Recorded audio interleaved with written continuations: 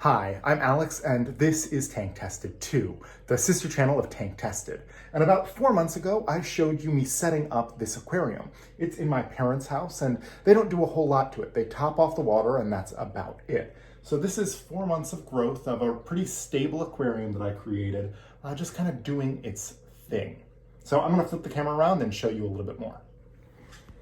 So I'm pretty proud of how this whole setup turned out, but I'm not just showing it to you to show it to you.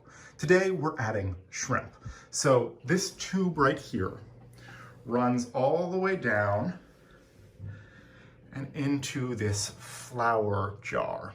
And if you see, water is dripping down into the jar. And in this container are about 50 cherry shrimp that I just received in the mail. And they're gonna go up here.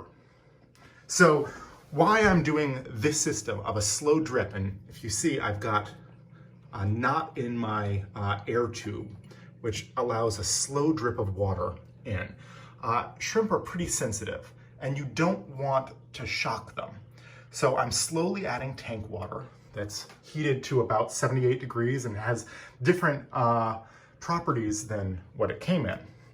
And once this jar is filled up to about here, probably in about 45 minutes, I'll add them to the tank. And when I add them, I'll show you what that looks like. So it's been about an hour, and the drip method has been relatively successful. I've switched out more than 100% of the water in this container.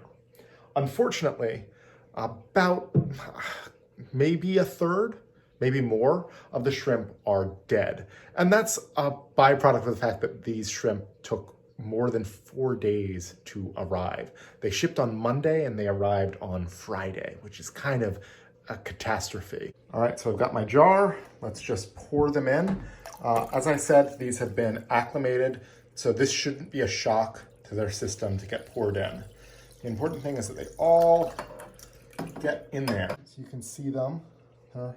Fine. Pour them out.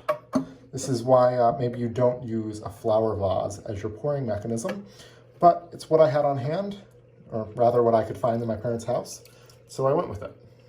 No regrets. These shrimp will be all right. There we go. That's the last of them. Just looking in the container.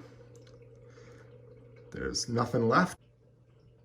Here is the tank with all the cherry shrimp inside. You can see them having a grand old time. They're not the highest quality cherry shrimp. They were actually sold to me as Bloody Marys, which have a much more vibrant red. These are not Bloody Marys. These are cherry shrimp, which is fine. You know, they're going in my parents' aquarium. My parents don't have a background in taking care of animals or frankly plants in an aquatic environment. So these will do just fine. Hopefully they'll form a nice robust colony within the next 3 months. And this aquarium will have, 100, 200 cherry shrimp poking around, having a grand old time in this setup. And that should add just a little bit of visual interest without it becoming a maintenance problem for my parents. I wanted this to be a setup where my parents didn't really have to worry.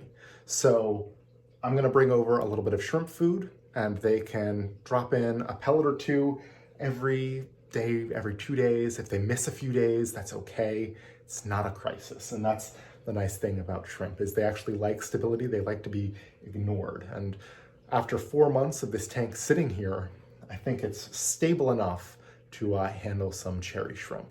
And now they'll just live their life there. So this is the first update on Tank Tested 2. I hope you enjoyed it, and I will see you next time.